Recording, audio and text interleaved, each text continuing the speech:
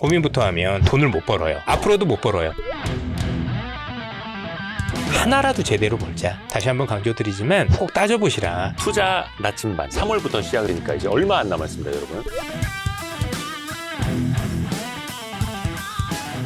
저희가 처음 모셨습니다. 테크밸리 인사이트 손정우 대표님. 안녕하세요. 안녕하십니까. 말씀 많이 들었습니다. 아, 아니 근데 이번에 책을 쓰셨는데 쟁쟁한 분들이 추천을 해주셔가지고 윤지호 대표님, 네, 그다음에 오건영 단장님, 선진장님 네, 그렇게. 다 와이스트리트 좀 이렇게 인연이 깊으신 분들이어가지고 그래서 더 반가웠습니다. 반도체 밸류체인 투자라는 책인데 이거 저희가 녹화하는 날이 이란 사태 한창 있고 네, 삼성전자 하이닉스가 오늘 개장 초에 거의 한 12%? 까지 빠졌죠. 예, 빠지기도 했었어요. 오늘 저희가 3월 9일 월요일 오후 늦게 녹화를 하고 있습니다만 이럴 때 사람들 귀에 반도체, 밸류에이션이고 뭐고 펀더멘털이고 뭐 어떻게 귀에 좀 들어오겠습니까? 안 들어가죠.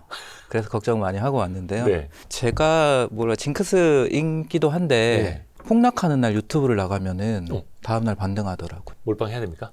네, 이게 나가는 날이 내일인가요? 네, 그러면 네, 이제 오늘은 폭락을 했고 예. 내일 봐야죠. 요 부분은 저희가 편집을 안 하겠습니다. 왜냐면 근데 또 농담이고요. 네. 이란 사태가 어떻게 될지는 모르고 우리는 또 기업의 펀더멘털, 산업의 사이클 이런 것도 이제 집중을 하다 보면 네. 물론 그게 외부 영향을 또 안 받을 수 없는 섹터이기는 합니다만 우리가 또 집중할 수 있는 것에 좀 집중을 먼저 좀 해보겠습니다. 26년 3월 현재 그러면 또 이제 저는 궁금한 게 그겁니다. 지금 이 반도체 사이클은 어디쯤 와 있을까? 이게 몇 분 응선을 넘었다라고 보세요. 왜 어떤 분들은 야구 이닝 이렇게도 표현을 하시던데요. 야구인이 그냥 뭐 초반, 중반, 후반으로 구분을 하면 예. 이제 반도체 업황은 중반 부분을 한창 달려나가고 있다라고 보는 게 맞는 것 같아요. 우리가 투자하는 입장에서 주가적으로는 좀 다를 수 있겠지만 중반 부분을 한창 가는데 네. 이게 중반부가 얼마만큼 남아있는지를 모르는 상황이에요. 확실한 건 후반은 아니에요. 아하. 축구로 따지면 아직 그 전반전 안 끝났는데. 전반전 안 끝났는데 이게 지금 10분인지 20분인지 모르는 상황. 근데 한 40분 이건 아닌 것 같고 전반도 아직 안 끝난 상황인 것 같은데 한 전반도 몇 분 정도 됐는지 모르는 상황인 거죠. 그래서 후반부는 아니고 전반부에 한창 달려가 나가고 있는데 주가는 좀 상당 부분은 선반영을 했기 때문에 불편한 거죠. 밸류에이션으로 보면 어떤지 사실은 이제 여전히 밸류에이션이 싸다라고 보시는 분들도 있고 또 반대로 반도체 주식은 사실은 밸류에이션으로 보기는 좀 적합하지 않다 이런 지적들도 좀 있잖아요. 손정우 대표님은 좀 어떻게 보세요? 저는 사실 반도체를 밸류에이션으로 본 적이 사실 없었고요. 그런데 밸류에이션으로 보면 안 된다고 생각하지는 않습니다. 오늘 하락 기준으로 계산을 해보니까 삼성전자가 올해 기준 PER이 7.1배 정도 되더라고요. SK하이닉스는 4.4배인데 단순하게 절대적인 수치로 보면은 저평가라고 볼 수 있는 거죠. 네. 코스피보다는 더 싸니까. 네. 하지만 이게 반도체는 선반영되는 사이클 성격을 가지고 있기 때문에 과거에도 PER이 낮았다고 해서 주가가 더 올라가기보다는 그 반대적인 상황이 또 많았었잖아요. 실적과 주가가 거꾸로. 그래서 여전히 이 PER의 의미는 뭐냐면 시크리컬에 대한 의심을 하고 있다라고 생각을 합니다. 우리가 시크리컬이라고 의심을 하지 않는다고 하면 이렇게 이익이 좋은데 삼성전자가 7배일 수준이면 안 되거든요. 적어도 코스피 평균 정도 수준은 가야 이게 시크리컬이 아닌 정당한 가치를 받는다라고 보는데 시장은 여전히 시크리컬에 대한 우려를 반영하고 있다. 그래서 여전히 싸다라는 근거를 댈 수는 있을 것 같습니다. 그러게요. 그 시클리컬 의심을 한다라는 게 과거처럼 디램의 사이클, 업턴 다운턴 반복되지 않을까? 근데 아까 초반에 말씀하신 건 이제 업황은 중반 어디 있게. 아직 축구로 따지면 전반전이 끝나지 않은 상황. 네, 그래서 항상 이게 또 고민입니다. 근데 애매한 거죠. 그래서 또. 맞습니다. 그래서 이제 원래 반도체 주식은 그래서 PER로 보면 안 된다라는 게 어떤 교과서적인 네. 거였는데 이제는 또 그런 주장들도 나오잖아요. 그래서 이제 과거와 같은 사이클은 아닐 것이다 해서 PB 아니라 PER로 멀티플을 줘야 한다라는 주장들은 네. 어떻게 설득력 있게 보세요? 저는 당연히 그게 맞다고 생각을 하고요. 그래서 사실 반도체 주가가 많이 올라간 것도 맞는데 불편한 것도 사실이에요. 근데 이게 저 2년 전에 한번 겪었을 거예요. 조선 네. 섹터를 보면서 PBR로 평가를 하다가 PER로 전환됐던 시점이 있었거든요. 네. 조선 섹터가. 그때 어떤 얘기들이 나왔냐면 수주잔고로 평가를 하던 거를 이제 영업이익률하고 영업이익으로 평가를 하면서 이게 이만큼 멀티플을 줘도 되는지에 대한 불편한 점이 있었습니다. 지금 반도체도 저는 마찬가지라고 생각을 하는데요. 과거 사이클로 봤을 때는 이게 어느 시점에 피크에 대한 논란이 계속 있는 상황이지만 그게 얼마만큼 더 지속이 될 건지에 대해서 다들 모르는 거예요. 예를 들어 지금 삼성전자의 경우 이번 1분기 영업이익률이 대략 한 62% 정도가 나온다고 해요. 메모리만. 네. 지금 하이닉스가 지난 4분기에 58% 기록을 했거든요. 그리고 네. 1분기에 67%를 기록을 합니다. 그러면 이제 삼성전자 기준으로 보더라도 역대 최대치의 메모리 영업이익률을 이번 1분기부터 기록을 할 전망이에요. 네. 그럼 이걸 보면 과거에는 한두 분기 정도, 길어봐야 한 두세 분기 정도면은 이익률이 꺾인다라고 우리는 경험치로 이해를 하고 있었는데 그게 아닐 수도 있거든요. 그러니까 피크를 땅 치고 내려오는 게 아니라 피크를 치고도 이어지거나 유지가 된다면 또 다를 수 있다. 그렇죠. 그 유지가 되면은 가장 베스트고 어느 정도 수준에서는 적정한 마진을 찾아가겠죠. 네. 이제 지금 보면 전망치로 보면은 이 1분기부터 계속 올라갑니다. 3분기가 피크로 보이고요. 4분기는 약간 낮아질 것으로 애널리스트가 전망을 하는데 그 3분기 기준으로 보면은 삼성전자도 거의 한 70%에 도달해요. 과거에 메모리 영업이익률 70%를 도달했었던 시기가 거의 없었습니다. 없었죠. 그러면 이제 70%는 사실 꿈의 숫자인 거의 뭐 거고, 물장사도 달성하기 힘든. 네, 꿈의 숫자인 거고, 네. 그게 60% 정도 수준에서만 적정 마진으로 어느 정도 몇 개 분기, 저는 한 4개 분기 정도로 얘기를 하는데, 그렇게 유지가 돼버리면 멀티플이 올라갈 거예요. 근데 그거를 숫자로 보여줘야 시장을 믿을 것이다라는 그렇죠. 거예요. 아직은 못 믿는 상황인데, 땡겨서 가는데 불편한 거죠. 너무 빨리 가니까. 근데 주가가 더 못 가니까 싸져버린 거죠. 근데 그 이익률이 이어지는 걸 두 분기, 세 분기 연속적으로 보여주면 그때부터는 이게 이제부터는 PER로 봐도 되겠구나 네. 인식이 바뀐다라는 네, 거예요. 아직 PER로 보고 있지 않다. 물론 이제 그때까지 그 이익률이 이어지느냐가 사실은 핵심인데 네. 그러면은 그 이익률이 이어질 것이냐 그래서 그 고객사들이 계속해서 그 돈을 주고도 사갈 것처럼 줄을 계속 서 있어야 되는 거잖아요. 네, 맞습니다. 그럼 결국에는 핵심 변수는 그겁니까? 빅테크들의 AI 투자? 네, 핵심 변수는 빅테크의 AI 캐펙스에 달려 있을 것 같고요. 네. 네, 그리고 메모리 가격이죠. 지금은 이 AI 캐펙스가 너무 막대하게 계속 상향되고 있기 때문에 이 높은 메모리 가격에도 줄을 서서 있는 상황인 거고요. 네네. 이게 어느 시점에는 줄을 점점 이제 덜 쓰게 되는 상황이 될 거고요. 그러면서 메모리 가격이 빠질 수 하락을 있고. 할 거냐 아닐 거냐는 이제 사후적으로 판단이 되겠죠. 네네네. 사실 엄연히 보면은 메모리 가격도 구분이 되어 있습니다. 현물 가격하고 고정 거래 가격하고 ASP하고 다 구분이 되는데 지금은 그 현물 가격이 피크를 지금 치고 있는 상황이에요. 현물을 먼저 올라갔던 스팟 예, 가격. 예, 스팟 가격 올라가고 네. 있고 고정 거래 가격은 매달 발표를 하잖아요. 그거는 또 지금 올라가고 있는 상황이죠. 이거에 후행적으로 지금 1분기에서는 판단할 수가 없습니다.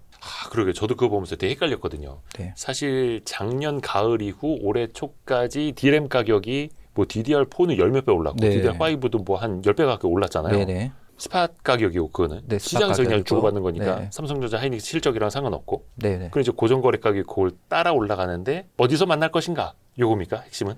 그렇죠. 이 스팟 가격 중에서도 우리가 이제 재고로 가지고 있는 유통업체들이 가지고 있는 재고 거기에 가격은 가장 먼저 피크를 칠 수가 있어요. 거의 뭐 용산이나 다나와 네, 가격. 거기에 먼저 사재기가 들어갈 거고 그게 어느 정도 물량이 쌓이게 되면은 수요에 의해서 수요가 이제 피크를 치고 여전히 좋지만은 가격은 미리 다운될 수 있다라는 거고 거기에 후행적으로 스팟 가격, 고정 거래 가격인데 제가 보기에는 2분기까지는 뭐 괜찮을 것 같은데 주식시장은 미리 선반영하니까 약간의 가격 하락을 좀 의심을 하는 시점이 언젠가 있겠죠. 한 1, 2분기 사이에. 이제 그걸 보셔야 될 것 같고, 만약에 가격이 하락한다고 해서 삼성전자 하이닉스의 영업이익률이 하락할 거냐, 또 그건 다른 문제입니다. 그러니까 스팟 가격은 내려오더라도 계약 가격은 또 올라가면서 갈 수도 있고, 그게 크로스 될 수도 있고, 계약 가격이 유지가 될 수도 있는 거고, 그리고 이제 그 제품 믹스에 따라 가지고 전체 평균 가격인 ASP는 오히려 올라갈 수도 있는 거고,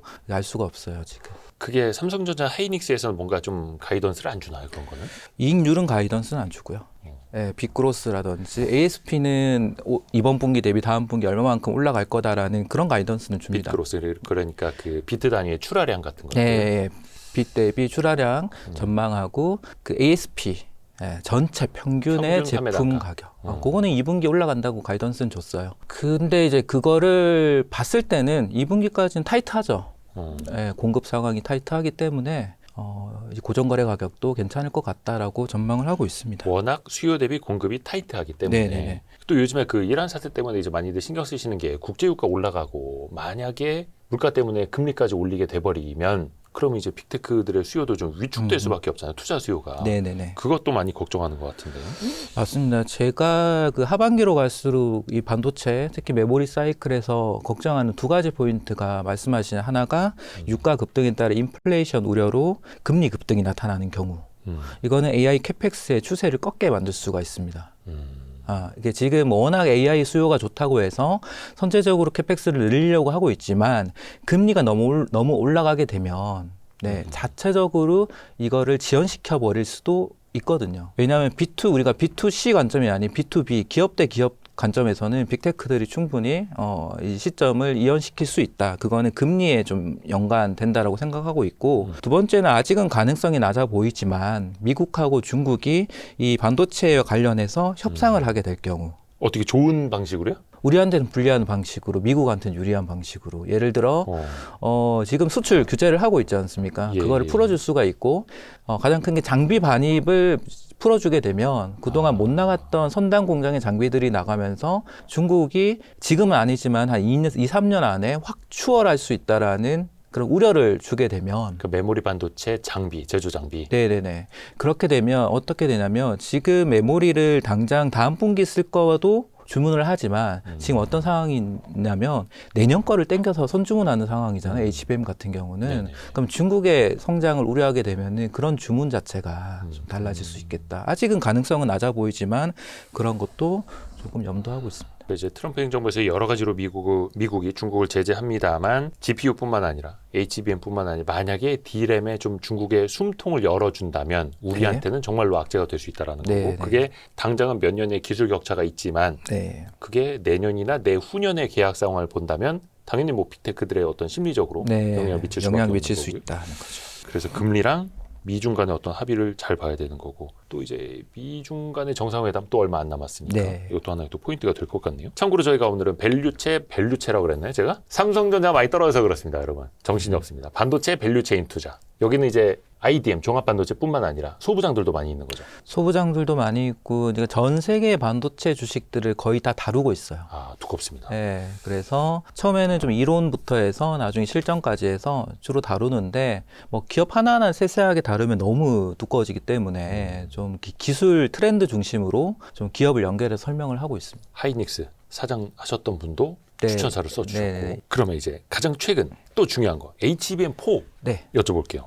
이게 또 말이 많습니다. HBM4의 승기를 삼성이 잡았다.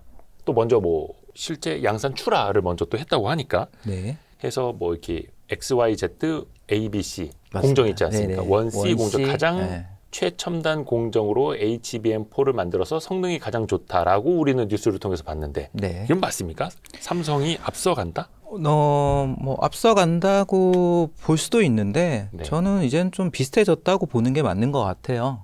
이 삼성이 2월 12일에 HBM4 양산 개시를 발표한 것 같고 그 양산하는데 기술 격차를 좁혔던 포인트가 이제 두 가지인데요. 말씀하신 대로 원C D램 공정 자체를 하이닉스는 원B D램으로 했고 마이크론은 이제 베타가 이제 원B입니다. 거기 했는데 한 세대 더 앞서 나가서 원C D램을 했기 때문에 더 미세화 정도가 큰 거예요. 거기에 이번에 4나노로 로직 베이스 다이를 직접 설계를 했기 때문에 거기서 오는 신호 처리 속도가 경쟁사 대비해서 빨랐다. 그리고 여기 핵심은 앞으로 HBM은 잘 쌓는 것도 중요한데 그 다이와 다이 사이의 신호 처리와 그리고 열 처리가 매우 중요합니다. 이번에 열도 좀 잡았다라고 얘기를 하면서 결국은 삼성전자 이걸 잘할 수 있었던 게 원C D램을 빨리 나갔던 거와 그리고 파운드리로서 베이스 다이를 직접 설계했던 게 주요하지 않았나라고 얘기들을 하는 것 같아요. 구체적인 수치를 보더라도 그 안정적인 동작 상태에서 이제 신호 처리 속도를 보면 삼성전자가 11.7 GB/s 이라고 이렇게 숫자가 높으면은 그만큼 빨리 데이터가 많이 이제 보낸다는 건데 11.7인데 하이닉스가 10GB 이상 얘기하고 있고 마이크론 11GB 이상으로 얘기를 하고 있습니다. 근데 이게 제덱이라고 반도체 표준 규격을 결정하는 곳이 있는데 거기에서 이번 HBM4의 규격을 8GB/s 정도로 제시를 했어요. 아, 그것만 넘으면 된다. 됐는데 경쟁사는 거기에 맞춰왔는데 삼성전자는 압도적으로 아예 찍어버린 거죠. 그래서 엔비디아가 그 숫자를 보고 다른 경쟁사들도 여기에 맞춰라고 해서 약간 이제 시간이 조금 이제 원래는 하이닉스가 더 훨씬 앞서 나갔어야 됐는데 이제 비슷해지는 그런 상황이 된 것 같습니다. 속도로 따지면은 8km만 넘으면 돼라고 했는데 삼성은 11km 넘는 속도를 보여줬고 다른 경쟁사는 10에서 11km 정도로 한 거죠. 따라올 수 있겠어 했는데 우리가 봤을 때는 어디 비슷한 거 아니야라고 싶지만 또 반도체 내에서는 그게 또 엄청난 격차. 엄청 크다. 왜냐하면 이번에 HBM4는 우리가 구멍의 개수라고 하죠. I/O 입출력 단자가 1024개에서 2048개로 두 배로 늘어나요. 예. 그만큼 신호의 데이터에 오가는 속도가 또 빨라야 된다. 라는 거고 이게 빠르면 빠를수록 열이 발생이 되잖아요. 그 열을 관리하기 위해서 몇 가지 설계를 좀 다시 했어요. 삼성이. 그게 좀 주요했다. 1년, 2년 전에는 삼성의 HBM 못하는 그 결과 중에 하나가 발열이 너무 심하다. 이게 맞습니다. 또 외신 통해서도 엔비디아 통해서도 막 그래서 콜테스트 막 계속 떨어진다 이런 이야기였었는데 이제는 확실히 발열 쪽에서도 좋아진 거네요. 근데 이걸 뒤집어서 생각해 보면 기존에는 HBM3, 3E까지는 하이닉스가 독주를 하다가 독주가 깨진 거잖아요. 그럼 이제 하이닉스 주가 입장에서는 이게 또 리스크가 되는 건지 아니면 워낙에 수요가 많기 때문에 삼성과 하이닉스가 같이 가도 좋은 상황인지 대표님은 좀 어떻게 보세요? 독주 프리미엄은 조금 줄어들 수 있을 것 같고 하지만 리더십은 무너지지 않았다. 이렇게 정의 드리면 될 것 같은데 예를 들어 가지고 SK 하이닉스가 HBM4에서 엔비디아의 점유율이 하락할 거냐? 그렇지는 않을 것 같습니다. 그러니까 예를 들어서 작년에 HBM3E의 경우 점유율이 하이닉스가 61%였다고 해요. 삼성전자가 19%, 그럼 마이크론은 20%죠. 제가 보기에는 마이크론의 점유율을 삼성전자가 좀 가져올 것 같고 하이닉스는 유지되지 않을까. 그렇게 좀 보여서 걸 뺏어오는 거지 하이닉스 걸 뺏어오는 게 아니다. 삼성이 유지되지 않을까라고 보고 있고 이런 삼성의 추격이 꼭 하이닉스에는 악재만은 아니다라고 생각하고 지금 공급 과잉 상태가 아니기 때문에 수요가 많은 상황이기 때문에 메모리 섹터 전체의 이익을 증가시킬 가능성이 높고요. 그리고 하나 더 봐야 되는 게 이번에 HBM4잖아요. HBM4E가 내년에 나와요. 근데 HBM4E는 루빈 울트라라고 해서 좀 더 업그레이드된 버전이 나오는데 거기에서는 HBM이 탑재되는 총 용량이 4배 증가됩니다. 베라 루빈에 비해서요? 이번에 베라 루빈인데 루빈이 울트라로 바뀌는 거죠. 사양이 올라가는데 거기에 HBM4E로 대응되는 게 총 탑재량이 4배가 늘어나요. 그러면은 지금도 수요가 부족한데 훨씬 더 공급이 많이 늘어나야 되는 상황임에도 타이트해지겠죠. 그래서 제가 이걸 보니까 지금 최근에 SK 하이닉스도 삼성전자도 HBM에 들어갈 다이에 공급할 디램의 캐파를 늘리려고 하는 투자를 서두르는 게 아닌가라고 좀 보입니다. 그러니까 전방의 수요가 원체 많아지니까 뭐 독주가 깨지고 뭐 어떻게 하고가 아니라 사실은 같이 가도 그 넓은 시장에서 같이 실적이 높아지는 그 구도로 그거는 만약에 마이크로는 HBM4에서는 당장은 공급 못한다 뭐 이거는? 그런 얘기는 계속 있는 것 같고 어느 정도는 저도 파악이 좀 그런 쪽으로 되는 것 같아요. 근데 또 마이크로는 최근에 그 컨콜에서도 그거 아니다 자기네도 들어간다 뭐 이렇게 또 이야기를 했다 그래가지고 헷갈리긴 하는데 있는데, 뭐 아직은 공급을 먼저 할 수 있는 상황은 아닌 것으로. 들어가더라도 나중에 들어가는 또 이걸 또 봐야겠네요. 그러면 또 하나가 우리는 지금 이제 D램하고 HBM 중심으로 이야기를 했는데 기존의 주가도 사실은 그 기대감으로 많이 올랐고 근데 그 낸드 플래시 메모리 가격이 엄청나게 올랐잖아요. 엄청 올랐죠. 이게 과연 그 삼성과 하이닉스 주가에 반영이 됐는가? 물론 최근에 이제 주가도 많이 떨어지긴 했는데 왜냐하면 그 전에 샌디스크를 비롯해서 뭐 3위부터 5위까지 업체들 주가가 뭐 10배 이상 막 오르기도 했는데 1등, 2등인 삼성과 하이닉스는 과연 그걸 반영을 해서 주가가 올랐을까? 좀 어떻게 봐야 될까요? 사실 삼성전자는 낸드의 비중이 한 15% 20%가 됩니다. 근데 SK 하이닉스는 10%가 안 돼요. 그러니까 이 낸드가 그동안은 영업이익률이 낮을 때는 반영이 되면 불리했었는데 불리했었는데 지금은 워낙 가격이 올라오니까 좀 반영되면 유리한 쪽으로 가고 있는데 제가 보기에는 주가에는 반영이 되어 있어요. 되어 있는데 이제 앞으로 추가적으로 가격이 상승하거나 수요가 좋아지는 거는 더 반영될 게 남아 있고 북미의 샌디스크나 이제 일본에 있는 키옥시아 주가가 좀 더 올라가지 못한다면은 낸드로서 삼성전자 하이닉스가 추가로 반영될 거는 뭐 별로 없어 보이고 같이 연동될 것 같습니다. 근데 당분간은 근데 낸드 가격도 2분기는 크게 빠질 것 같지는 않아요. 왜냐하면 ESSD의 수요가 지금 훨씬 더 빠르게 증가하고 있습니다. 이게 추론 영역에서 본격적으로 확대가 되는 부분인데 훨씬 더 지금 수요가 늘어날 수밖에 없는 그러니까 상황이죠. AI 데이터 센터에서 예. SSD의 수요가 훨씬 더 커질 수밖에 없기 때문에 이것도 역시 수요 대비 공급이 또 타이트한 상황이고 네. 공급 대비 수요 이거 이제 조금 더 여쭤보면 사실은 지금까지는 수요를 너무 공급이 못 따라가고 있으니까 당연히 가격이 강세였던 거고 혹여나 공급이 이제 늘어나지는 않을까 또 투자자들은 그걸 또 예의주시하는 거잖아요. 네. 특히 이제 D램 쪽에서 과연 이제 증산 사이클로 가는 것 아니냐. 그러면 아까 서두에 잠깐 말씀해 주신 것처럼 가격의 피크가 또 빨라질 수 있기 때문에 대표님이 파악하시기에는 어떻습니까? 지금 이제 D램 쪽에 증산은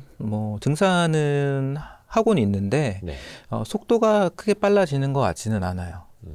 일단 우선은 우리가 D램도 HBM에 공급될 그런 D램 쪽에 캐파를 늘리고 있는 상황인 거고 그래서 결론은 무차별적인 증산은 아니고 좀 선택적인 증산이다라고 볼 수가 있고 지금 늘어나고 있는 거는 범용 쪽 D램이 아니고 HBM 그리고 HBM에 들어가는 D램이 아니더라도 서버 DDR5 그 정도의 D램이 늘어나는 것으로 봤을 때는 여전히 수요 대비 공급이 늘어나진 않는다라고 좀 보입니다. 그리고 지금 증산하는 거는 우리가 이제 보면 SK 하이닉스가 작년 10월에 M15X라고 해서 청주에 신공장을 그 클린룸을 오픈을 하는데 그게 본격적으로 웨이퍼가 투입되는 시점이 2분기부터예요. 올해 2분기요? 네네네.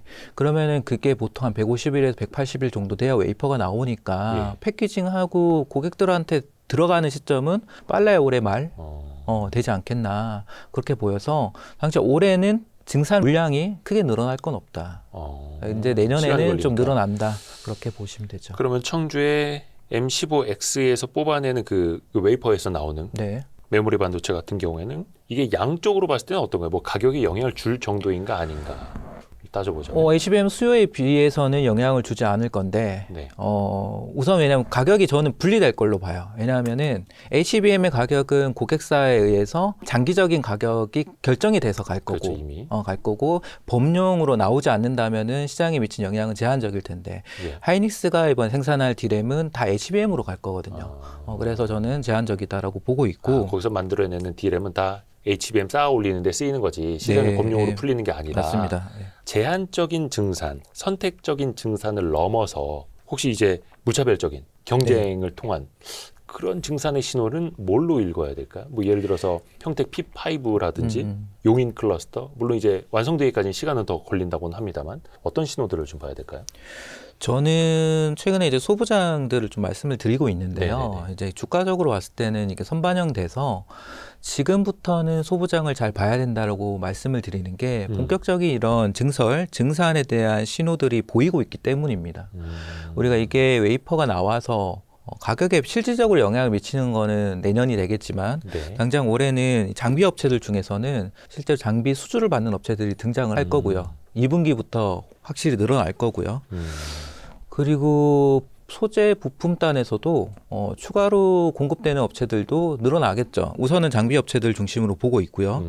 그 앞서 M15X, SK 하이닉스 말고도 삼성전자의 경우에 P5가 핵심인데요. P5가 원래는 28년 6월이 준공 목표였어요. 그런데 이게 단축돼서 27년 말로 땡긴다고 했습니다. 요거는 저도 오늘 체크가 되더라고요. 그래서 요걸 역산을 해서 보시면 장비가 언제 수주가 될 거냐라고 보면 최소 9개월 이전에는 수주를 받거든요. 27년 그럼 그럼 초부터는 27년 1분기에 수주를 받는 거죠. 발주가 나오는 거죠. 근데 이거를 27년 1분기에 발주를 주려면 이들 장비 업체들한테 어떤 주문을 줘야 되냐면 너네 캐파가 되는지를 확인을 하고 내년 이맘때 우리가 발주를 이만큼 줄 때 공급 가능한지에 대해서 사전 협의를 합니다. 그거를 지금 하고 있는 것으로 파악이 되기 때문에 장비 업체들의 경우에는 분위기가 지금 바뀌고 있어요. 그러게요. 아니 그래서 이번에 쓰신 책 제목이 손중근 대표님 쓰신 책 제목이 반도체 투자가 아니라 반도체 밸류체인 투자라고 네. 쓰신 게 그 이유예요. 그 이유예요. 네. 소부장. 네. 근데 여기서 이제 고민이 드는 지점이 그겁니다. 반도체 밸류체인 투자 이제 배워놓으면 다 좋긴 한데 주가에 이게 또 선반영된 거 아닌가? 주가가 또 이렇게 올라가 있다 보니까 이게 또 이제 반도체 장비주가 어려운 게 뭐냐면 이 밸류에이션이 당장 안 나오고 왜냐면 거기도 이제 맞아요. 적자 흑자 오가는 데고 이익 대비 시가총액으로 보자면 당연히 이익이 또 아직은 안 나오고 맞아요. 있으니까 근데 네. 시가총액이 먼저 가 있고 뭘 봐야 됩니까? 어떻게 봐야 됩니까? 참 이게 어렵습니다. 이게 제가 책을 썼던 이유기도 한데요. 강의를 다니면 보통 고객들이나 이제 청중들께서는 네. 찍어주시기를 원하십니다. 근데 찍어주고 가세요. 네, 근데 이 시점에 이걸 찍는 게 의미가 없어요. 왜냐하면은 그게 또 바뀔 수가 있고 주가가 변동되기 때문에 그래서 주로 비유를 많이 드리는 게 두 가지인데요. 네. 하나는 우리나라 기업 중에서 지난 3, 4년 사이클 그 HBM이 주도했던 사이클에 주가가 많이 올랐던 종목들의 특징을 한번 보자. 대표적으로 장비 업체는 한미반도체가 제 기억에 26배인가 올랐을 거고요. 네, 지금 30조 찍고 내려왔으니까. 네, 제가 그 기업을 22년도 7월, 8월에 탐방 가서 그때 모 방송에서 한미반도체를 추천했는데 그때 13,000원이었던 것으로 기억합니다. 근데 그렇게 주가가 올랐었던 케이스 또 하나는 이수페타시스 아시겠지만은 기판 쪽이 주가 올랐던 케이스 둘 다 공통점은 HBM과 AI 사이클의 수혜주라는 거예요. 그러면 이제 남아있는 소부장 중에서 AI의 수혜를 받을 수 있는 업체가 뭐가 있을 건지에 대한 공부를 하셔야 되는데 이게 AI 사이클이 동일하게 중반부라고 하더라도 새롭게 시작되는 기술에 대해서는 그런 소부장 업체들은 이제 초반부에 진입하는 것들이 있습니다. 완전 신기술이라면 네네. 어느 정도 리스크를 지고 뛰어드는 거예요? 맞습니다. HBM4로 갈수록 새롭게 적용되는 공정이 될 수도 있을 것이고 뭐 아직 시작도 하지 않은 유리기판이 될 수도 있는 거고 뭐 등등 있겠죠. 이제 그런 업체들 중에서 핵심을 골라서 투자를 해야 되는데 이것도 다른 비유를 드리면 그 일본 시장에서 소부장 업체들의 주가가 장기적으로 꽤 많이 올라왔었던 사례를 보면 뭐 어드반테스트나 뭐 디스코 같은 장비 업체도 있고 이비덴처럼 기판 업체 등등 해가지고 있고 레조나 홀딩스처럼 소재 업체도 있는데 이들의 공통점도 AI 사이클의 수혜를 받았고 이미 납품을 많이 하고 있는 업체입니다. 국내 업체 중에서 이제부터 본격적으로 수주를 받거나 납품하는 업체들은 밸류에이션 기준을 좀 일본 업체의 기준으로 보실 필요가 있고요. 그렇게 되면 선택과 집중을 하면 충분히 업사이클이 남은 종목을 여전히 찾을 수 있다. 그래서 모두 다 간다라는 의미는 아니지만 선택을 잘 하면 아직 좀 업사이클이 많이 남은 종목들이 충분히 남아 있다라고 생각을 하고 특히 장비 업체의 경우에는 이 신규로 제품이 공급이 되면 장비가 공급이 되면 매출 레벨이 완전 달라집니다. 한미반도체도 마찬가지였잖아요. 그러니까 내년에 이 기업이 장비 하나를 신규로 공급을 하는데 1,000억 원의 매출을 올릴 것이다라고 신규로 올릴 것이다라고 가정을 하게 되면 영업이익은 어떤 기업은 500억, 600억씩 올라오거든요. 그러면 1,000억 매출 올라오는데 시가총액은 500억 곱하기 20배 하면은 1조가 올라가는 거고. 일본의 밸류에이션 30배 하면은 1.5조, 일본은 40배, 그럼 2조 올라가는 거죠. 그러면 1,000억 매출에 2조씩 올라가는 겁니다. 그런 식으로 재평가받을 회사들이 저는 좀 보이는 것 같아요. 여기 책에 쓰신 그런 것들입니까? 중간중간에 나오는 업체들이 좀 해당될 것 같고.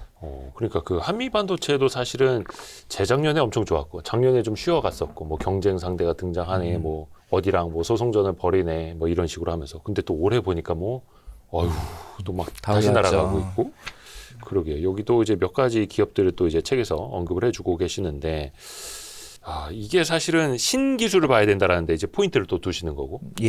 이게 근데 예전에 유리기판도 그런 게 있어라고 하면서 유리자만 나와도 막 나라고 했었는데 요즘에 또 잊혀졌다고 그래야 되나? 좀 잊혀졌죠? 시장이 좀 둔감하게 보고 있어요. 네네네. 워낙 메모리 사이클이 세니까요. 유리기판이 작년 초에 핫했죠. 사실 올해 초보다는 작년 초가 핫했죠. 작년 초는 메모리 사이클이 안 좋았었거든요. 예. 네, 그래서 부각이 됐던 것 같고 그때 작년 초랑 지금 비교했을 때 뭔가 크게 양산에서 보이는 게 있는가라고 하면은 그렇진 않아요. 유리기판 아직 그렇지는 양산까지 좀 멀었죠. 네, 양산까지 예. 멀었는데 그 전 세계에서 유리기판을 가장 잘하는 업체가 국내에 있습니다. 삼성전기라고 있죠. 그리고 일본의 이비덴이라고 두 회사가 잘 해요. 잘 하는데 삼성전기 기준으로 보면 얼마 전에 그 파일럿 라인에서 시제품을 만들어서 고객 평가를 진행하고 있다고 해요. 네. 그래서 이 고객 평가의 의미는 뭐냐면 평가 끝나고 이제 시제품을 생산을 했으니까 평가 끝나고 바로 양산으로 들어간다라고 볼 수 있는데 그 시점이 언제일지 몰라요. 27년이 됐죠. 이게 평가 기간이 꽤 오래 걸릴 수도 있습니다. 그 중간에 이제 신뢰성 계속 검증을 해야 되는데요. 신뢰성에는 여러 가지가 있는데 우리가 그 뭐 유리가 깨지는지 안 깨지는지 평탄한지도 보지만은 이제 최근에 이제 구리 도금 문제 계속 얘기를 하고 있거든요. 네네네. 도금이 잘 안 붙는다. 이제 소재가 잘 안 붙는다. 도금 문제. 그래서 이거 관련해서 삼성전기가 얼마 전에 해외 회사를 인수한 게 또 있어요.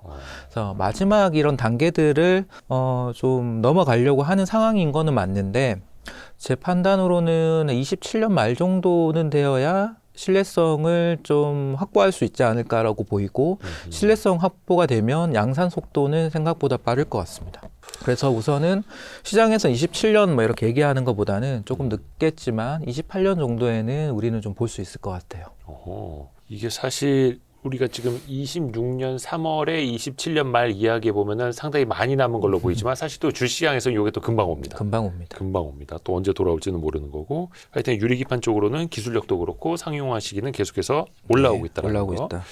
그 차세대 반도체 기술 여쭤본 김에 몇 가지 더 여쭤볼게요. 사실 그동안에는 반도체 기술 하면 계속해서 미세화 어디까지 갈까 였잖아요. 근데 요즘에는 사실은 몇 년 전부터는 후공정에 조금 더 포인트가 맞춰져 있었고 네. HBM 쌓아 올리는 걸로 갔었잖아요. 투자자 입장에서 D램도 그렇고 파운드리도 그렇고 미세화 공정에 조금 더 남아있는 기회가 있을까요? 투자자들에게. 네네네. 좀 최근 들어가지고는 미세화 쪽에 대한 투자가 좀 더 확대된다라는 느낌은 들고요. 네. 예를 들어가지고 우리가 D램도 삼성전자가 먼저 원C로 나갔잖아요. 네. 이제 다른 회사들도 원C D램에 대한 본격적인 양산 속도를 올리게 될 거고요. 이 다음 원D로 불립니다. 원D는 이제 10나노예요. 10나노인데 그럼 원D 다음도 있을 거잖아요. 네. 네, 원D 다음 이제 9나노로 가기 때문에 우리는 이제 제로로 다시 시작을 하게 됩니다. 근데 이제 9나노로 가게 되면 이제는 더 이상 물리적으로 한계가 보인다고 해요. 그래서 이제는 이런 미세 공정에선 한계가 보인다고 해서 D램 자체도 낸드처럼 쌓아 올리는 3D D램으로 갈 수가 있습니다.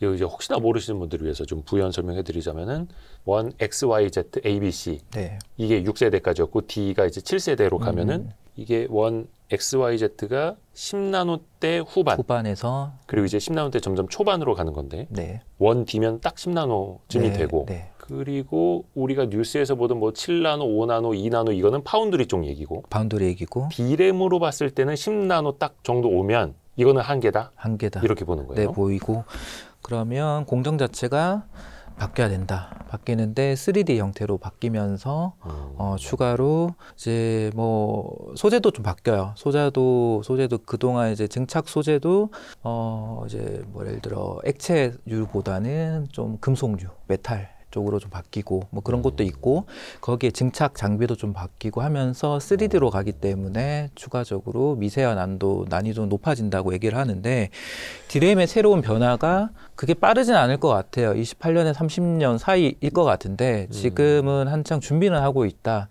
근데 아직 장비가 뭐 들어가고 이런 거보다는 약간 테스트 단계인 것 같고요. 그리고 낸드 쪽은 사실 미세화보다는 쌓아 올리는 걸로 해서 300단에 400단으로 네, 넘어가니까 그건 네. 다른 문제인 것 같고 파운드리 미세화는 본격화된 것 같습니다. 파운드리 미세화는 지금 2나노 경쟁을 본격화하고 있는데 TSMC는 작년 10월부터 2나노 양산 시작했다라고 얘기하고 있고 삼성전자는 그보다 앞에 시작을 했잖아요. 네. 그럼 지금 수율이 2나노가 한 70% 정도 도달했다라고 얘기가 나오고 있는데 이 다음이 1.6나노, 1.4나노 그렇게 얘기가 나와요. 그래서 파운드리의 미세화는 이제 본격적으로 경쟁을 하기 시작을 해서 관련된 미세화의 수혜 기업을 본다고 하면 제가 봤을 때는 파운드리 쪽을 보시는 게 유리하다 지금. 네, 파운드리 2나노에 관련된 뭐 소부장.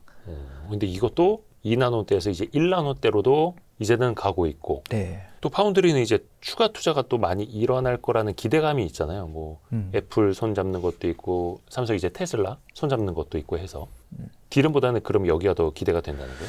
우선은 투자는 크게 하는 거는 P5에 이제 파운드리 라인 들어가고 테일러 공장이 이제 파운드리니까 네. 테일러 공장이 본격 가동 시작한 28년 전에 지금은 테일러 쪽에 수주가 나오겠죠. 내년부터 장비 반입이 시작이 될 텐데요.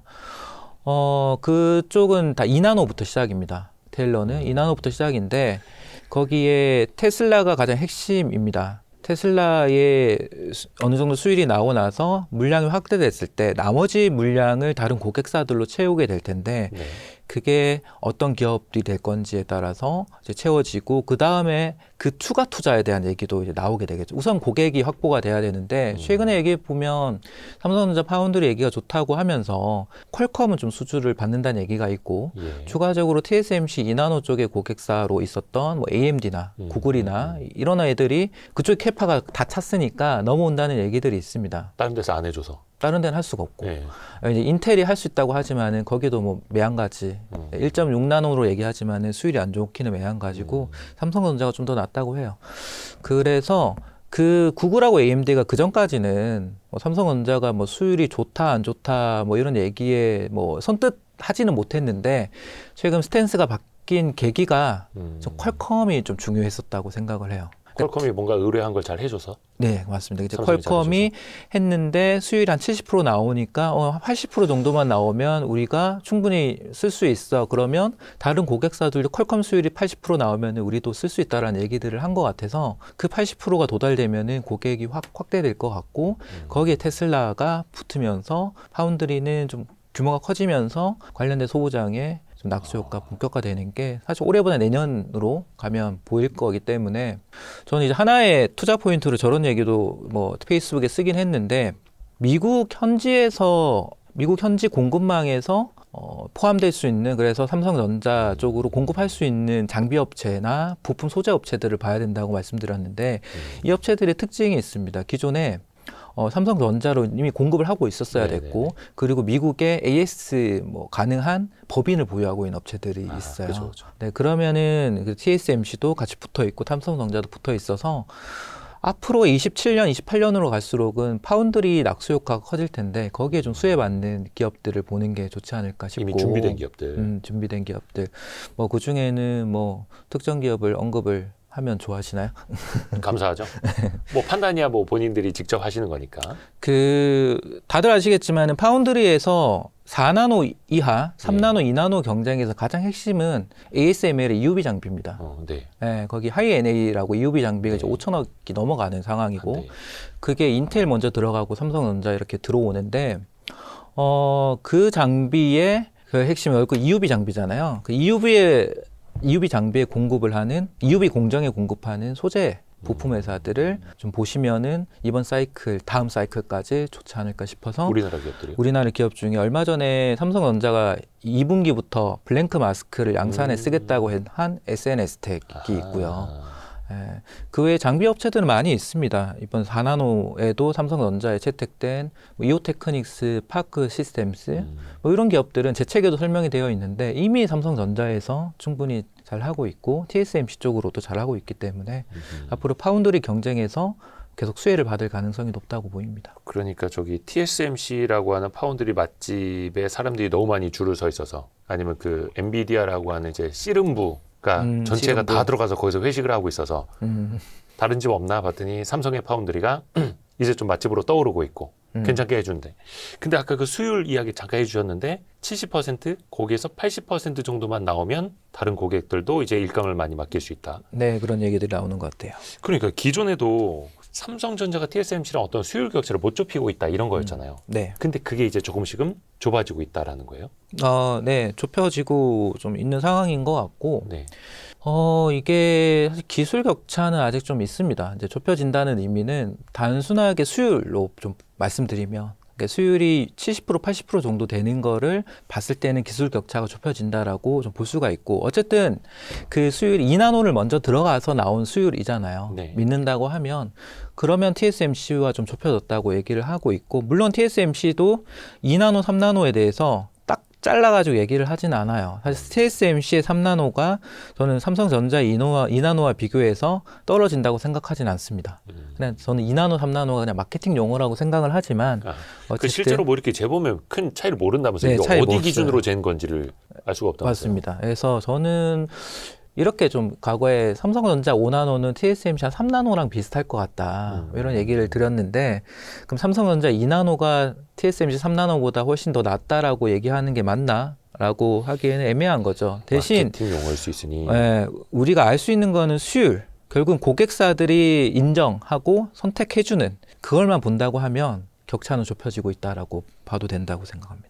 그거를 이제 삼성이 증명을 하면 되는 시간이 이제 가까워지고 있는 거고요. 네. 또 하나가 이제 패키징 쪽, 어드밴스드 패키징, 그리고 칩렛. 네. 이것도 어떻게 보면은 후공정이라고 봐야 될까요? 그렇죠. 후공정이죠. 여기에는 그럼 반도체 소부장들은 또 어떤 기대 포인트가 있습니까? 밸류체인. 사실 이게 많이 좀 바뀌는 상황이고요. 우리가 그동안은 패키징 하면은 쌓는 거, 네. 그리고 전체 포장하는 거 이렇게 생각을 하셨잖아요. HBM도 쌓는 거고 HBM하고 이렇게 GPU하고 붙이는 거, 뭐 실리콘 인터포저 위에 올리고 네. 이런 거 정도 생각하셨는데 거기 완전 고차원적으로 좀 바뀌는 것 같아요. 예를 들어 가지고 계속 말씀드린 이제 이 열이 매우 민감해지는 거죠. 열이 민감해지는데 앞으로 데이터가 오가는 양도 많아지고 속도도 빨라져야 된다고 말씀드렸는데 그럼 열은 더 민감해질 수밖에 없어가지고 패키징 자체를 기술을 바꿔버립니다. 그걸 우리가 얘기하는 게 CPO라고 해서 코-패키지드 옵틱스에서 이게 실리콘 포토닉스를 패키징으로 구현한 건데 요즘에 엔비디아도 CPO 얘기를 계속 하고 있고요. 삼성전자도 차세대 패키징을 CPO로 얘기를 하고 있어요. 즉 이런 패키징에서 새로운 기술들이 막 나오고 있는 상황. 그리고 칩넷도 그동안 뭐 2.5D 이제 2D하고 3D를 좀 붙인 걸 2.5D라고 하고 이제 더 나아가서 3D하고 2D를 또 붙여가지고 3.5D로 얘기를 하는 것도 있어요. 3D에서 뭐 4D 사이에 뭐예요? 어떤 거예요? 어떤 개념이에요? 3.5D? 3D가 있고 그 사이를 둘이 3D와 3D하고 연결을 한다. 2D 위에서. 네. 그래서 이거 분명 배웠는데 어려워. 네. 그래서 3.5D라고 부르는 건데요. 자꾸 어떻게 되냐면 자꾸 일단 쌓는 거예요. 네. 쌓아야 되는 이유는 그 간격을 좁혀가지고 빨리 오가게 만드는 거죠. 속도 문제고 그렇게 붙이다 보니까 열 관련된 이슈가 생기는 거고 그리고 이렇게 계속 붙이다 보니까 두꺼워지기 때문에 그걸 또 얇게 만드는 기술도 필요하게 되는 거고 그렇게 해서 계속 얇게 만들다 보니까 수율 문제가 생겨가지고 관련된 또 장비 뭐 예를 들어 이제 계속 얇게 만들다 보니까 얇게 만들고 또 넓어지잖아요. 네. 계속 쌓고 붙이다 보니까 그래서 기판 자체도 이제 휘게 되니까 유리기판으로 가는 거고 그래서 패키징 칩넷에서 기술이 계속 바뀌고 있는 게 현재 흐름이고 거기에 핵심이 기판, 열관리 소재 그리고 고속 신호 그리고 하나가 중요한 게 검사 테스트입니다. 검사까지요. 검사 테스트까지. 검사하고 테스트 장비는 일단 공정 숫자가 늘어날 수밖에 없고요. 그리고 그 검사하는 항목 자체가 늘어날 수밖에 없고 그러면 장비 수요가 늘어나고 그 검사 횟수가 늘어나니까 들어가는 소재도 늘어나게 되는. 그래서 전 세계에 주가가 최근 2년 사이에 많이 올라갔던 기업들을 보면 이런 검사하고 테스트에 관련된 업체들이 많이 있습니다. 또 많이 오르기도 했어요. 많이 올랐어요. 그 뭐 날개 달린 회사 막 이런 애들. 네. 주가가 날개 달려고.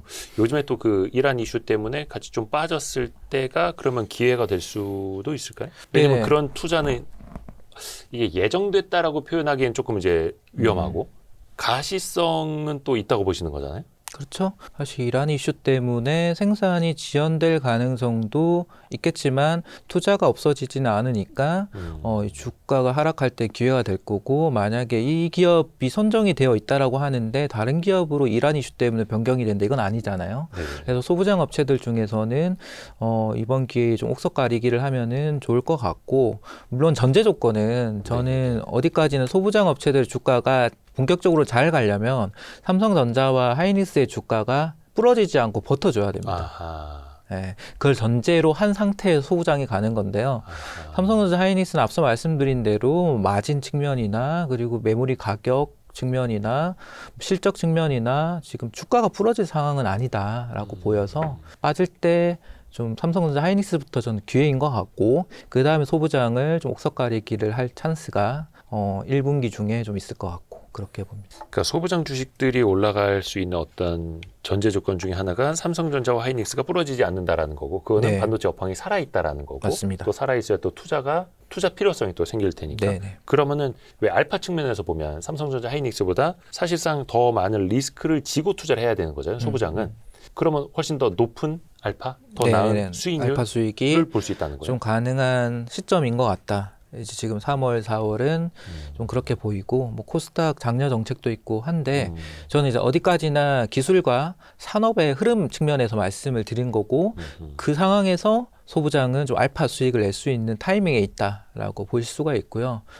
몇몇 개 기업 찾기가 쉽지 않기 때문에 보통 일반인들은 소부장에 투자하는 ETF를 투자하시기를 추천드립니다. 안 그래도 그 여쭤보려고 그랬는데 소부장도 이제 ETF가 꽤 많아요. 꽤 많아요. 물론 이제 그 안에 막 삼성전자 하이닉스 들어있는 것들도 있고 안 들어있는 것들도 있고 거기 뭐 대장주가 뭐 한미반도체나 리노공 뭐 이렇게 돼 있는 경우들도 네네. 있고 그럼 차라리 그쪽으로 좀 권하시는 거예요. 네, 삼성전자 하이닉스가 들어있지 않은 소부장 ETF. 아하. 그리고 왜냐면 삼성전자 하이닉스 투자하고 있으신 분도 ETF를 같이 중복 투자하면 둘이 비교가 될 거고요. 없으시더라도 이걸 투자해야지 삼성전자 하이닉스하고도 비교가 되실 거기 때문에 삼성전자 하이닉스가 포함되지 않은 편입되지 않은 ETF. 그러니까 삼성전자 하이닉스 웬만한 요즘 뭐 반도체 ETF에서는 비중 다 50% 넘어가니까 네네. 이런 것들과 아예 삼성 하이닉스가 없는 소부장 중심의. 네네. 근데 이것도 보면 뭐 AI 소부장도 있고 무슨 소부장도 종류가 많잖아요. 전공정 소부장, 뭐 AI 관련된 소부장, 뭐 여러 개 있더라고요. 네네. 그래서 보실 때 구성 종목을 좀 유심히 보시면서 좀 그래도 좀 들어본 기업들, 뭐 차트도 한 번씩 보시면서 추세가 좀 살아있는 종목들의 비중이 높은 그런 ETF를 하시는 게 더 좋습니다. 소부장은 이 소부장도 사이클이 지금 초입은 아니에요. 엄연히 보면 중반부죠.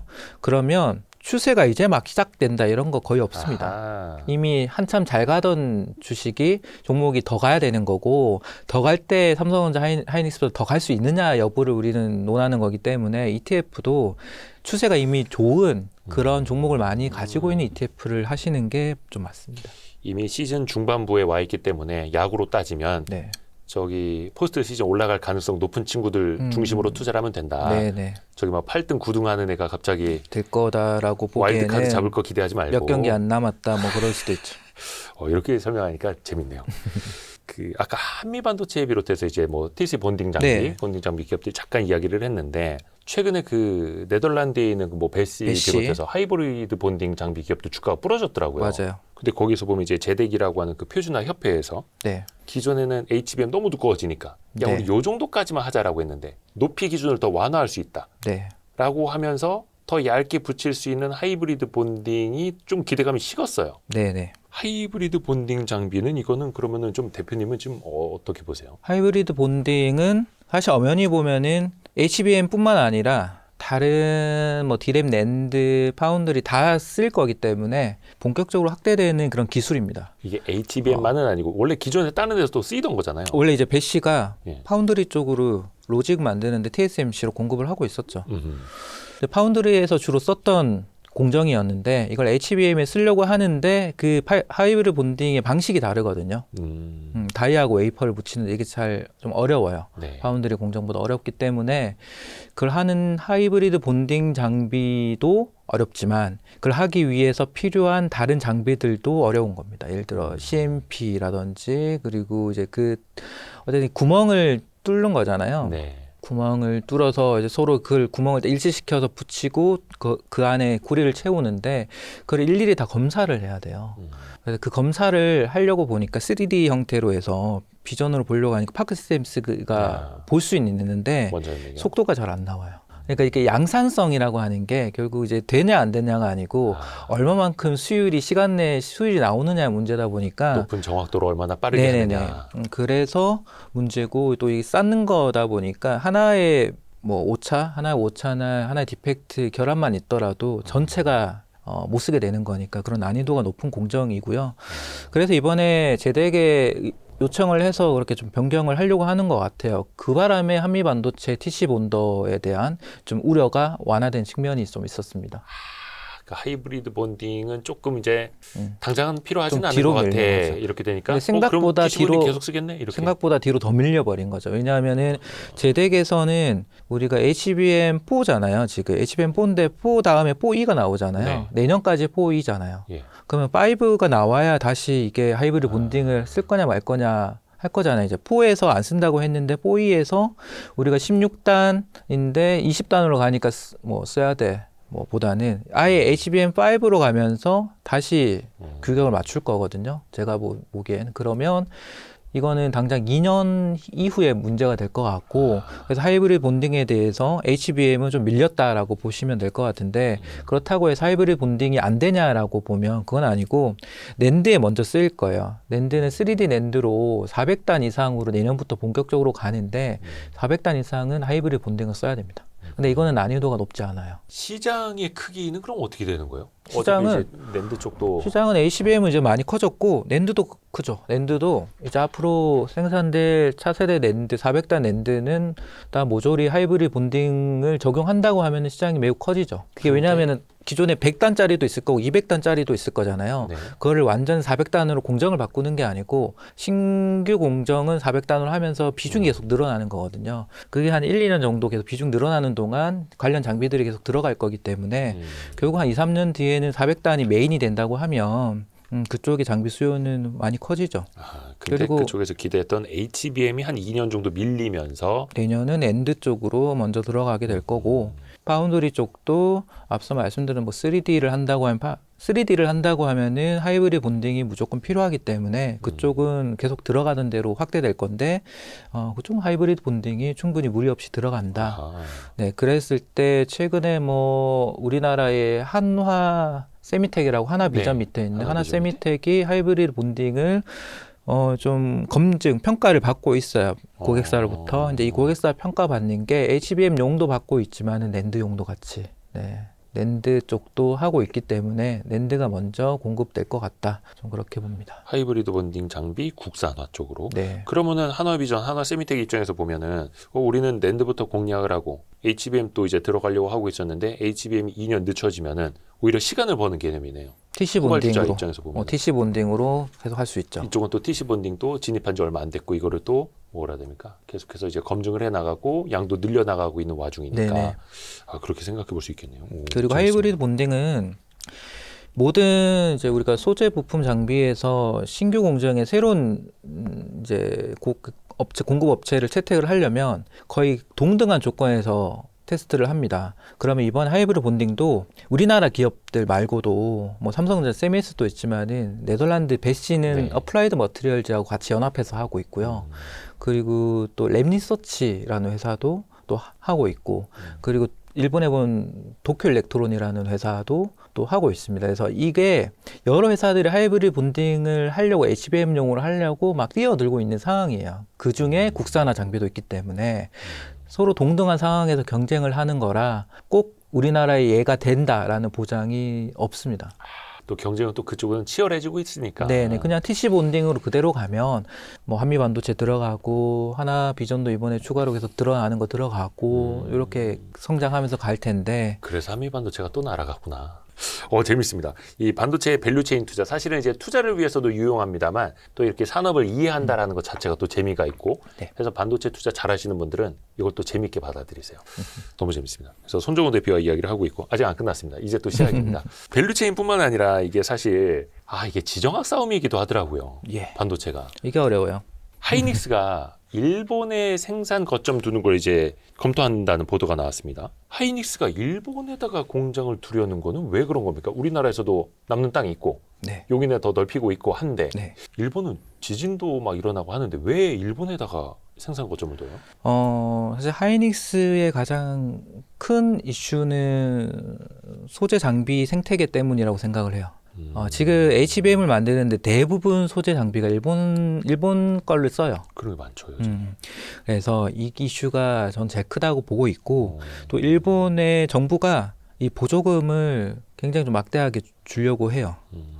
그리고 이제 거기에 지정학적 분산 효과가 있겠죠. 근데 저는 이 뭐 기사로 나왔지만은 공식적으로 부인을 한 상황인데 하이닉스가요? 네네.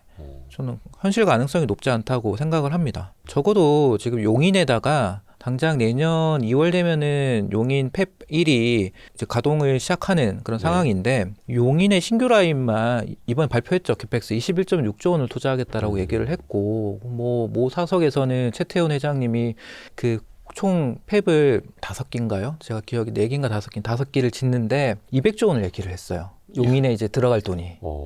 근데 계산해 보니까 그럴 수도 있겠다라는 생각이 좀 들더라고요. 근데 그런 정도로 돈이 용인에다가 들어가야 한다는데 여기에 또 추가로 일본을 한다고. 그리고 하이닉스는 그 팹 기존의 이 팹 말고도 첨단 패키징 공장도 19조 원의 투자를 또 하고 있습니다. 별도로. 패키징 쪽으로만. 네. 그래서 이 돈들이 들어가는데 물론 돈을 올해 많이 벌 거긴 하지만 그래도 당장 이런 구체적인 계획이 없는 상황에서 일본에 뭐 한다라고 보기에는 좀 시기상조고 뭐 할 수도 있겠지만 지금은 아니고 필요성에서. 네네네 할 수는 있겠지만 그 한다라는 거는 엄연히 소부장에 대한 확보 차원인데 이거는 우리나라 업체들이 이제 잘 해야죠. 기술력이 올라와서 잘 해야 될 거고. 근데 뭐 소부장 그 생태계라든지 정부의 보조금이라든지 지정학적인 분산 요인만 놓고 보면 일본에 투자하는 것도 이해가 안 가는 건 아니고 안 가는 건 다만 아니다. 우선순위로 따졌을 때는 용인에 더 집중하는 게 맞고 맞다. 그러니까 TSMC도 얼마 전에 일본 그 구마모토에다 공장 구마모토요. 지었잖아요. TSMC 입장에서는 모르겠습니다. 타이완도 이제 지정학적인 우려가 있고 해서 그것도 동북아시아에다가 좀 이렇게 분산을 하는 네네네. 차원으로 비슷하게 볼 수 있는 거예요. 저는 TSMC가 향후에 미국에다가 확대하는 것보다 오히려 일본에다가 이 패키징 공장들을 훨씬 더 많이 확대할 것 같아요. 그래요? 왜냐하면은 사실 이게 어려운 게 미국에 사실 삼성전자도 나중에 좀 힘들 수 있겠지만 이게 파운드리 공장 짓는다고 해서 해결되는 게 아니거든요. 패키징도 따라가야 되고 테스트도 따라가야 되는데 그런 수많은 공급망을 가지고 데려와서 미국에다가 깔아야 되는데 그게 당 쉽지가 않아요. 다만 일본에다 구마모토인데 일본에다가 하게 되면 그동안 대만에 썼던 게 지역 인접해 있는 거리니까 충분히 오사트나든지 패키징을 활용할 수 있는 공급망을 활용할 수 있는 장점이 있고요. 그래서 이번에 구마모토도 1공장은 이미 열었고 2공장도 이제 진행 중인데 최근에는 계획을 3나노 생산 계획까지 발표를 했더라고요. 저도 이게 놀랐던 게 지금 현재 TSMC는 대만에서 작년 10월부터 2나노 생산을 시작을 했는데 전 세계 어디에도 3나노를 하고 있지는 않아요. 그러니까 초미세 공정은 다 타이완에서 한다. 타이완에서만 했었거든요. 근데 일본에 3나노 생산 계획을 발표했는데 이게 미국보다 빠를 수 있겠다라고 좀 생각이 들더라고요. 그러니까 미국에다 짓는 거는 뭐 지으라고 해서 짓는 건데. 그렇긴 하겠지만은 뭐 물론 이제 가서 잘 하려고 하지만 TSMC 입장에서는 가장 중요한 거는 안보 측면이잖아요. 분산을 시켜야 되는데 네네네. 꼭 그러면은 뭐 대만 아니라고 하면 미국에다가 지을 필요가 있을까? 미국에서 커버 가능한 일본도 괜찮지 않을까라는 생각. 그리고 일본에서 워낙 막대하게 보조금도 주고 소부장 생태계도 좋고 그리고 고객사들도 일본에 많이 있어요. 도요타나 덴소나 뭐 소니 같이 이미 좀 고객사 큰 대부분 미국 고객사지만은 주요 일본 고객사들도 크기 때문에 일본 고객사 확보 측면에서도 좀 유리하고. 그렇습니다. 소부장 생태계도 있고 고객사도 있고. 네. 그 잠깐 그 미국 공장 이야기 나왔는데 뭐 TSMC를 비롯해서 뭐 삼성전자도 그렇고 미국의 그 반도체 지원법, 그 칩스법. 칩스 액트. 네. 그래서 보조금도 받으면서 미국에다 공장을 지었잖아요. 혹은 짓고 있잖아요. 네. 현재 어느 정도나 진척이 된 거예요? 삼성전자는 이제 짓고 있고 뭐 28년에는 무리 없이 양산 가능할 것 같고 SK 하이닉스도 패키징 인디애나다가 이제 투자 진행 중이고 뭐 잘 무리 없이 진행되는 것 같습니다. 근데 저는 얘네들이 양산을 시작하는 시점에 저 개인적으로 좀 우려돼요. 양산을 시작하는 시점에요. 네. 어떤 측면에서? 그러니까 중요한 게 수익성이거든요. TSMC도 사실 주가에 그런 우려들이 있었어요. 너네 다른 뭐 미국에다가 짓고 일본에 짓는데 저거 양산했을 때 그 캐파가 증가되는 거에 대해 수익성 방어가 가능해? 뭐 이런 질문들을 많이 받아요. TSMC도. 네, 그동안은 우리는 이런 거 없다가 미국에다가 본격적으로 해서 양산을 하게 되면은 그 마진 수익성 방어 가능하냐고 질문을 받게 될 거잖아요. 예. 근데 이게 미국에서 워낙 생산 원가가 높을 거고 그래서 고마진을 바로 기대하기는 쉽지 않을 거거든요. 그래서 수익성 측면에서. 네네네. 그래서 저는 무엇보다 미국에서 하는 거는 완전하게 준비가 돼야 되고 고객사 확보가 무엇보다 중요하다라고 보고 그거는 좀 미국 정부에서 좀 도와줘야 될 것 같은데 예를 들어서 뭐 관세가 그때까지 유지가 될지 안 될지 모르겠지만은 당연히 미국 내에서 생산되니까 관세만큼 비용에서 빠지게 될 거고요. 보조금 좀 받게 될 거고 그 정도 해서 그렇게 해서 고객사 입장에서는 가격을 어느 정도는 좀 비슷하게. 네, 비슷하게 맞춰줘야 그 맞춰주면서 그 좀 절약되는 비용만큼을 삼성전자의 마진으로 녹여내야 되는데 이게 가능해져야 돼요. 왜냐하면 단순하게는 생산 원가가 높을 거거든요. 그러니까 미국에서 공장 지면 거의 인건비도 높고 네. 또 수율 문제도 또 이제 안착시키기까지는 또 시간이 걸릴 거기 때문에 대신에 말씀하신 것처럼 관세 안 물고 네. 보조금도 받고 하니까 너네 거 반도체 이 정도 가격까지는 여기서 만든 거 해쳐줄게 이렇게 가야 된다는 그렇게 거예요. 가서 마진을 방어시켜줘야 된다는. 네, 그거는 나중 문제지만은. 그렇죠. 그거는 또 가봐야 하는 거니까 네네네. 불확실성이네요. 지금으로 봤을 때는 삼성의 그 미국 공장 특히 이제 텍사스 오스틴이나 테일러는 거의 다 저기 파운드리 쪽으로 가는 네, 거죠. 파운드리입니다. D램은 다 한국에서 하는 거고 예. 일부 뭐 중국이 약간 있습니다만 그거는 네, 좀 뭐 사실 의미 없고. 네. 중국이 과연 또 이제 메모리 반도체 분야에서 얼마나 따라오고 있는가.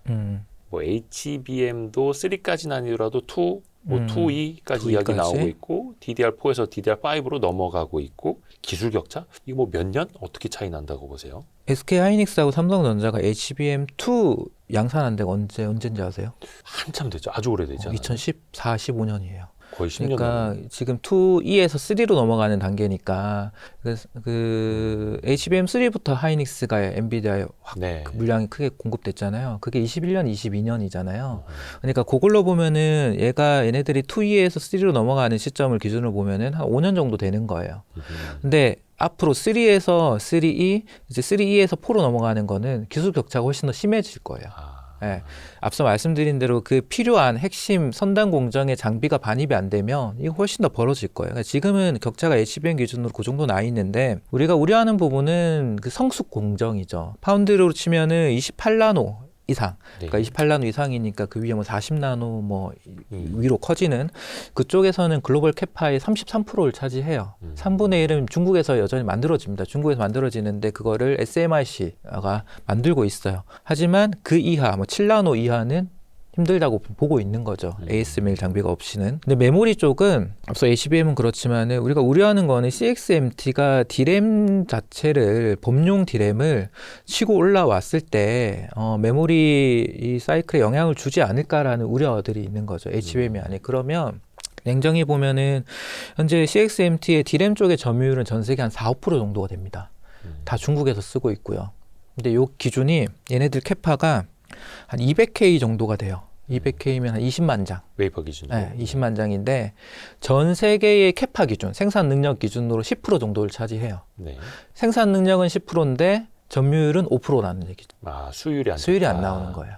그럼 이제 그 절반을 까먹는 거잖아요. 그럼 얘네들 지금 200K에서 이제 추가로 200K를 해서 400K로 늘린다고 해요. 전 세계에 미치는 생산 능력은 10%만큼 좀 큰 증설을 하지만 수율이 절반 까먹으면은 5% 정도 영향을 미치겠죠. 근데 그만큼 전 세계에 수요가 올라오게 되면 CXMT의 점유율은 늘지 않는 거고. 그러니까 이걸 같이 비교해 보셨으면 좋겠고요. 지금 우려하는 거는 이제 그 범용 쪽에서 당연히 DDR5까지는 아니더라도 DDR4의 공급량이 늘어났을 때 그 중국 물량이 밖으로 나왔을 때 글로벌의 범용의 D램의 가격에 영향을 줄까에 대한 우려를 하고 있다라고 보시면 되고요. DDR4부터. 네네. 그리고 낸드의 경우에는 제가 보기엔 거의 기술을 다 따라잡았습니다. 낸드는 사실 뭐 큰 기술이 필요한 상황은 아니고 다만 이제 최근 얘기가 나오고 있는 게 낸드도 HBF를 얘기해요. 네. 하이 밴드위스 플래시 메모리. 그러니까 HBM처럼 낸드 플래시 메모리도 쌓아 올리는 개념으로. 네, 맞습니다. 이거를 해야 이걸 해야 기술 격차를 다시 벌릴 수 있다라는 게 있고요.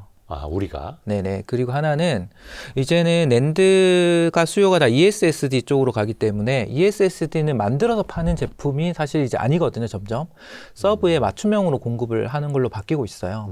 사전 계약을 하고 주문형. 네네네. 주문형으로 바뀌고 있는데요. 네. 그게 중요한 게 소프트웨어를 최적화해야 되기 때문에 그렇습니다. 이제 메모리 컨트롤러도 있지만은 이제 그 뭐 스토리지에 그러니까 다 최적화해야 돼요. 엔비디아의 AI 팩토리에 들어가는 식으로 해야 되기 때문에 그래서 이게 중국이 결국은 소프트웨어 자체를 최적화를 빅테크하고 할 수는 없기 때문에 이런 소프트웨어 최적화에서 좀 격차를 벌려야 되고 두 가지가 핵심이 될 것 같습니다. 그래서 낸드도 이제 보신다고 하면 소부장에서 HBF 쪽에 관련된 소부장을 보시고 그리고 ESSD 쪽에 관련된 업체들을 보시는 게 좀 좋겠다라고 보시면 되죠. 그러니까 HBM4, 4E5, 6 쭉쭉쭉쭉 초격차. HBF 쪽으로도 낸드 플래시는 초격차로 이제 훨씬 더 뛰어나가야 되는 거고 우리는 그렇게 예전에 갈 수밖에 없습니다. 디스플레이 쪽도 뭐 PDF, LCD부터 그냥 아이 니네 해라 내주고 우리는 OLED로 간다 이랬던 그렇게 가야 것처럼 되는 거죠. 고부가 가치 쪽으로 네네. 이제 가야 되는 거고 근데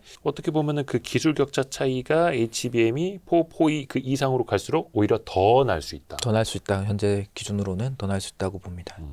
이건 또 우리에게는 기회 요인이고 또 초격차 요인이기도 한 거고요. 요거는 이제 좀 정치적 갈등 문제가 될 수도 있을 텐데 이제 중국하고 일본 사이가 안 좋지 않습니까? 네. 타이완 관련된 네. 그 어떤 정치적 뭐 발언 이런 것 때문에 그래서 일본이 포토레지스트 공급을 뭐 이렇게 규제할 수 있다, 예. 통제할 수 있다 이야기하고 있는데 그러면 실질적으로 중국의 반도체 산업이 영향을 받을 것인가? 이건 어떻게 현재 나타나고 있고 어떻게 또 전망이 됩니까? 영향을 충분히 받을 수밖에 없고요.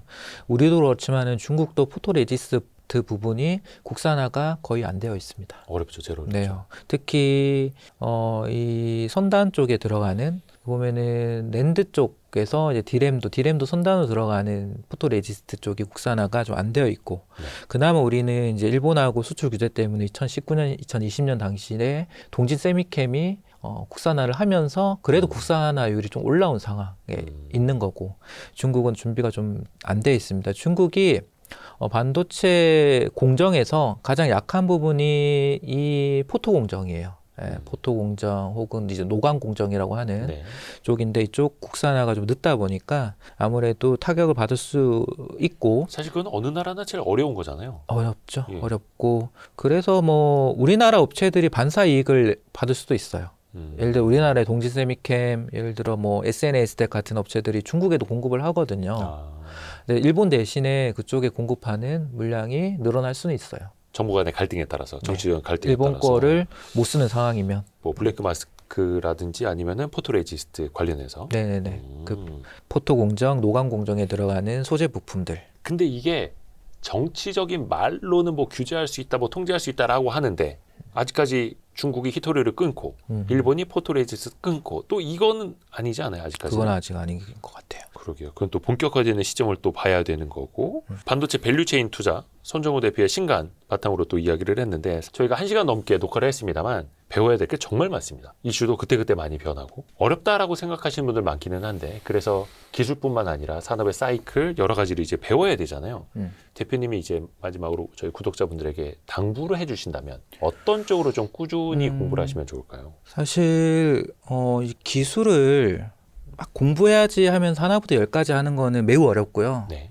저도 뭐 진짜 소위 노가다부터 해서 이제 현업에 있는 사람들 쫓아다니면서 배우고 이제 논문도 찾아보고 해서 여기까지 온 거다 보니까 실제로 투자도 하면서 이제 몸으로 익힌 것들도 있다 보니까 이걸 단숨에 뭔가 배운다라는 건 사실 어렵고요. 다만 이제 노력은 필요한데 가장 쉽게 노력할 수 있는 방법은 이런 밸류체인에 속한 핵심 기업들을 우리는 잘 알아야 되고 네.